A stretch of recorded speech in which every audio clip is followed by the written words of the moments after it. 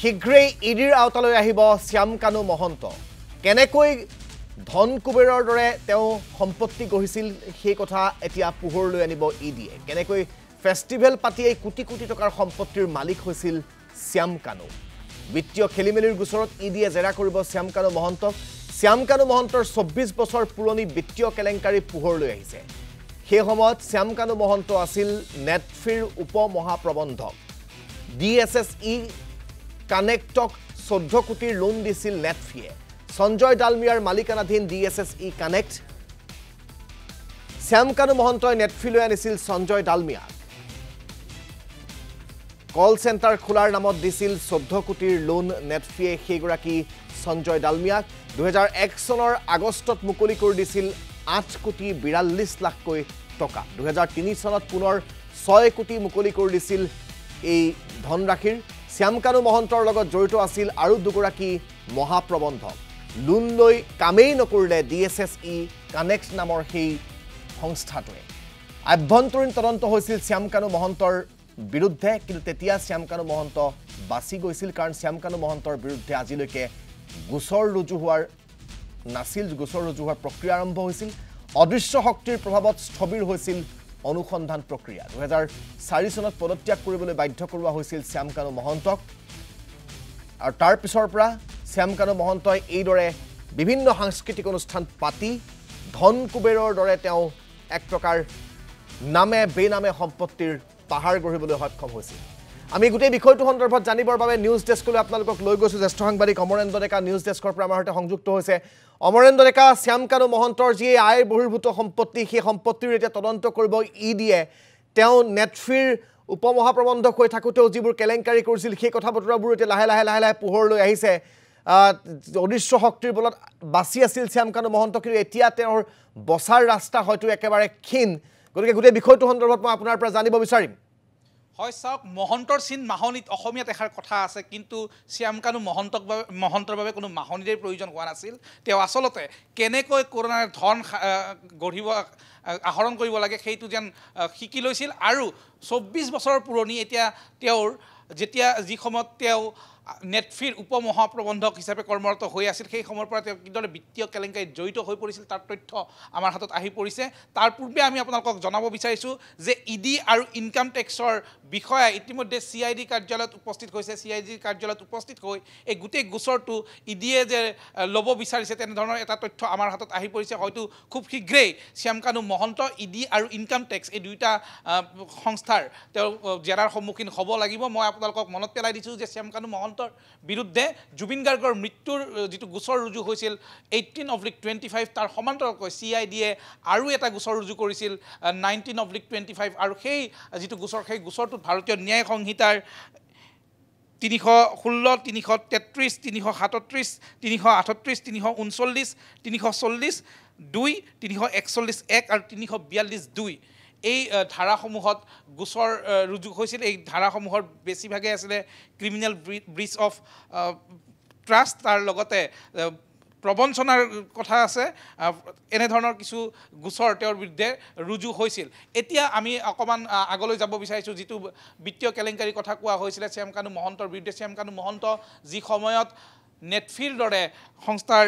উপ মহাপ্ৰবন্ধক আছিল সেই সময়ত এটা বৃহৎ কেলেংকাৰী সংঘটিত হৈছিল নেটফিত আৰু নেটফিৰ এই কেলেংকাৰীত কোন জড়িত আছিল আমি আপোনালোকক জনাব বিচাৰিছোঁ নেটফিৰ উপ মহাপ্ৰবন্ধক হৈ থকা সময়তে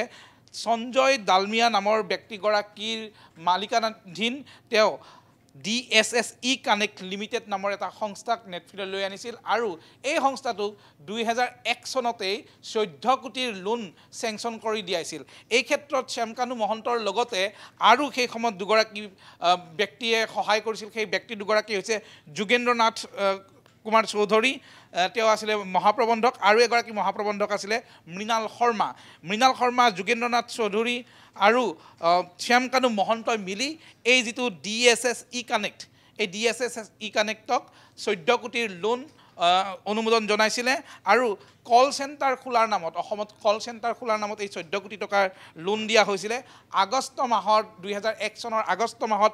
8 কোটি 42 লাখ টকা ইতিমধ্যে মুকলি কৰি দিছিলে সমান্তৰালকৈ 2003 আৰু 6 কোটি টকা মুকলি কৰি দিয়া হৈছিলে লোন লৈছিলে DSS ই-কানেক্টে কিন্তু লোন লৈ অসমত কোনো ধৰণৰ কল চেণ্টাৰ তেওঁলোকে নুকুলিলে কোনো ধৰণৰ তেওঁলোকে EMI ৰিটাৰ্ণ নকৰিলে এনেদৰে তেওঁলোকে লোন লৈ EMI ৰিটাৰ্ণ নকৰি ৰাইজৰ ধন কুক্ষিগত কৰিছিলে আৰু তাৰ পিছতে দেখা গৈছিলে যে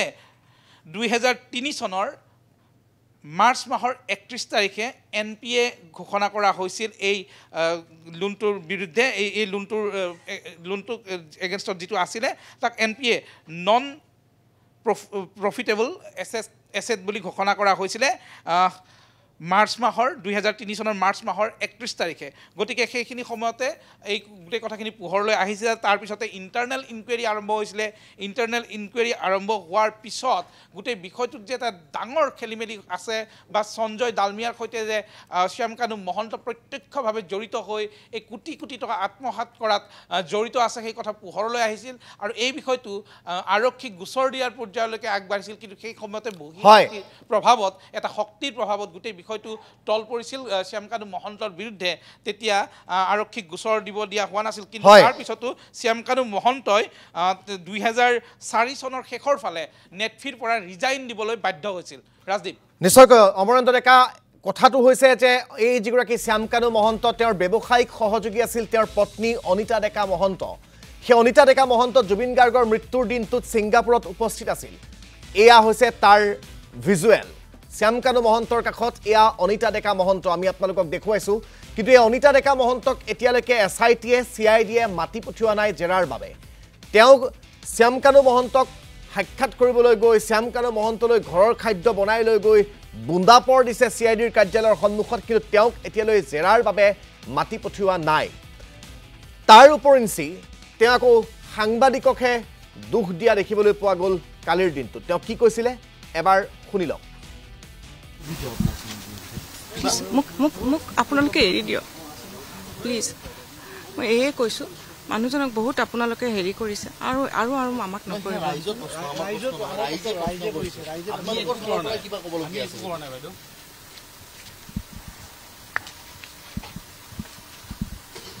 প্লিজ অকণমান ৰেচপেক্ট কৰক মোৰো প্ৰাইভেচিটো অকণমান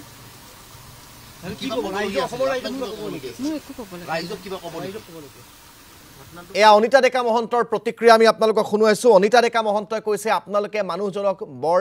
হেৰি কৰিছে সেই মানুহজনক এতিয়া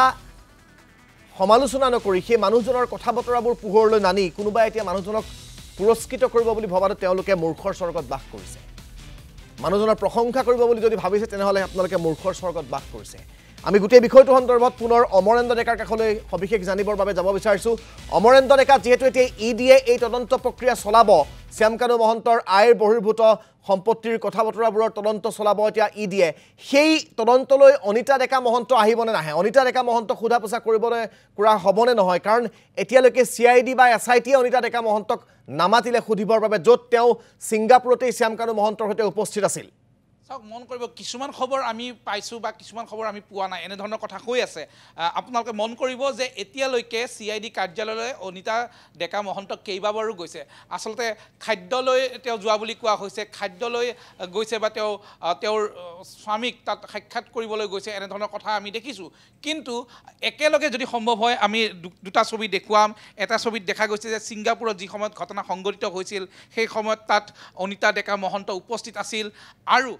পৰৱৰ্তী পৰ্যায়ত তেওঁ বাৰে বাৰে CID কাৰ্যালয়লৈ গৈছিল এইগৰাকী অনিতা ডেকা মহন্তই CID কাৰ্যালয়ৰ সন্মুখত সাংবাদিকক উদ্দেশ্যি সংবাদ মাধ্যমক উদ্দেশ্যি কি মন্তব্য কৰিছে সেয়া আমি ইতিমধ্যে শুনাইছোঁ তেওঁ কৈছে যে তেওঁৰ প্ৰিভেচি আছে গতিকে তেওঁৰ সেই প্ৰিভেচিক সন্মান জনাব লাগে মানুহজনক ইতিমধ্যে বহুত হাৰাশাস্তি কৰা হৈছে তেওঁক অন্ততঃ ৰক্ষা কৰিব লাগে এনেধৰণৰ মন্তব্য কৈছিল কিন্তু আমি তেওঁক শ্যামকানু মহন্তৰ পত্নী হিচাপে চোৱা নাই আমি চাইছোঁ তেওঁক ট্ৰেণ্ড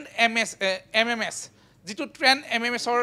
সঞ্চালক হৈছে এগৰাকী সঞ্চালক হৈছে শ্যামকানু মহন্ত আনগৰাকী সঞ্চালিকা হৈছে এই অনিতা ডেকা মহন্ত অনিতা ডেকা মহন্ত ট্ৰেণ্ড MMSৰ সঞ্চালিকা আৰু এইগৰাকী সঞ্চালিকা ঘটনা সংঘটিত হোৱাৰ সময়ত ছিংগাপুৰত উপস্থিত আছিল ছিংগাপুৰত উপস্থিত থকা প্ৰতিগৰাকী ব্যক্তিক SITয়ে CIDয়ে মাতি জেৰা কৰি থকা আমি দেখিছোঁ কিন্তু অনিতা ডেকা মহন্তক ইতিমধ্যে জেৰা কৰিছে নেকি সেই সম্পৰ্কে আমাৰ হাতত কিন্তু কোনো তথ্য নাই আমি দেখিছোঁ যে খাদ্যলৈ যোৱাৰ নামত অনিতা ডেকা মহন্ত CID কাৰ্যালয়লৈ গৈছে কিন্তু তেওঁক SITয়ে জেৰা কৰিছে নে নাই সেই সম্পৰ্কে কোনো স্পষ্ট ধাৰণা বা কোনো স্পষ্ট তথ্য এই পৰ্যন্ত আমাৰ হাতত নাই কিন্তু প্ৰশ্ন হৈছে ট্ৰেন MMS যিটো ট্ৰেন MMSৰ বেনাৰতে এই নৰ্থ ইষ্ট ফেষ্টিভেল অনুষ্ঠিত হৈ আহিছিল শ্যামকানু মহন্তৰ সৈতে তেওঁ সেই ট্ৰেন MMSৰ এগৰাকী সঞ্চালক আছিলে গতিকে সেইগৰাকী সঞ্চালক অনিতা ডেকা মহন্তক CIDয়ে জেৰা কৰিব লাগে নে নালাগে এনেধৰণৰ প্ৰশ্ন নিশ্চয় উঠিব এনেধৰণৰ প্ৰশ্ন এইকাৰণে উঠিব কাৰণ সেই সময়ত অনিতা ডেকা মহন্ত ছিংগাপুৰত উপস্থিত আছিল ছিংগাপুৰত উপস্থিত থাকি সমগ্ৰ ঘটনাৰ বিষয়ে তেওঁ যথেষ্টখিনি তথ্য নিশ্চয়কৈ জানে সেই ঘটনা জনা সিদ্ধাৰ্থই হওক বা শেখৰে হওক অমৃতপ্ৰভা মহন্তই হওক সকলোকে ইতিমধ্যে জেৰা কৰিছে নৰ্থ ইষ্ট ফেষ্টিভেলৰ সৈতে জড়িত থকা কেইবাগৰাকীও ব্যক্তিক ইতিমধ্যে মাতিছে তাৰ একাংশক গ্ৰেপ্তাৰ কৰিছে বা আন একাংশক তেওঁলোকে সোধা পোছা কৰি যিহেতু বিশেষ একো তথ্য তেওঁলোকৰ পৰা পোৱা নাই বা কোনো ধৰণৰ হয়তো প্ৰাৰম্ভিক পৰ্যায়ত তেওঁলোকক দোষী বুলি CIDয়ে অন্ততঃ ভবা নাই তেওঁলোকক যাবলৈ দিয়া হৈছে কিন্তু অনিতা ডেকা মহন্ত ট্ৰেন MMSৰ এগৰাকী সঞ্চালক সেইগৰাকী সঞ্চালক সেই ঘটনা সংঘটিত হোৱাৰ সময়ত ছিংগাপুৰত উপস্থিত আছিল তেওঁক CIDয়ে জেৰা কৰাৰ দৰকাৰ আছেনে নাই সেই প্ৰশ্নটো এই মুহূৰ্তত উত্থাপিত হৈছে আৰু যদি জেৰা কৰিছে সেই সম্পৰ্কেও আমি নাজানো কাৰণ দেখা গৈছে যে কেইবাবাৰো খাদ্য লৈ যোৱাৰ নামতে হওক বা স্বামীক সাক্ষাৎ কৰাৰ নামতে হওক অনিতা ডেকা মহন্ত CID কাৰ্যালয়লৈ গৈছে নিশ্চয়কৈ অমৰেন্দ্ৰ ডেকা আপোনাক এই মুহূৰ্তত আমি ধন্যবাদ জ্ঞাপন কৰিছোঁ